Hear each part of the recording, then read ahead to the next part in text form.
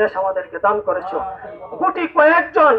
গুটি কয়েকজন দুর্নীতিবাজের জন্য আজকে পুলিশের শত শত সৎ অফিসার, দিনদার অফিসাররাও মুখ দেখাইতে তারা লজ্জা বোধ করে। আল্লাহ, এই লজ্জার হাত থেকে আমাদেরকে রক্ষা করো। সেনাবাহিনীতে শত শত নেককার দিনদার অফিসার রয়েছে, একজন আজিজের কারণে সকলে আজকে মাথা নত করে রাখে। আল্লাহ, এই গ্লানি থেকে এই দেশের প্রশাসনের সকল, ডিফেন্সের সকল ভাইদেরকে এই গ্লানি থেকে তুমি হেফাজত করো। আল্লাহ, সাংবাদিক ভাইরা অনেক সহযোগিতা করতেছে, দেশে কোথায় কি হইতেছে খুঁটে খুঁটে জাতির কাছে সেটি তুলে ধরার কারণে আজকে বেনজির দেশ থেকে পালাইছে, আজিজ পালানোর পায়তারা করতেছে। আল্লাহ, সাংবাদিক ভাইদেরকেও হায়াতের মধ্যে বরকত দান করো, এই সাংবাদিক ভাইদের ইমানের মধ্যে আরো শক্তি দান করো, সততায় বলিষ্ঠ হওয়ার তৌফিক দান করো, এই দেশের সকল জনগণকে শান্তিতে বসবাস করার তৌফিক দান করো।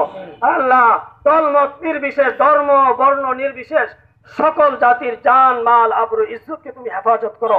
আল্লাহ, যে সমস্ত ব্যবসায়ী ভাইয়েরা আছে সৎভাবে ব্যবসা করতেছে, আল্লাহ তাদের এই সৎ ব্যবসার মধ্যে তুমি বরকত দান করে দাও।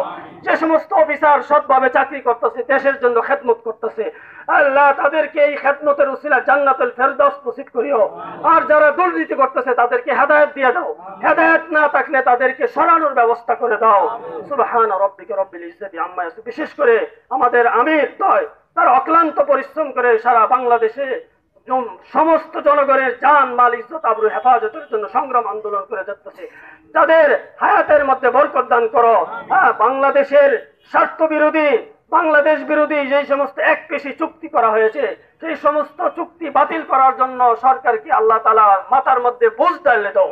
আল্লাহ, সকলকেই বুঝার তৌফিক দান করে দাও।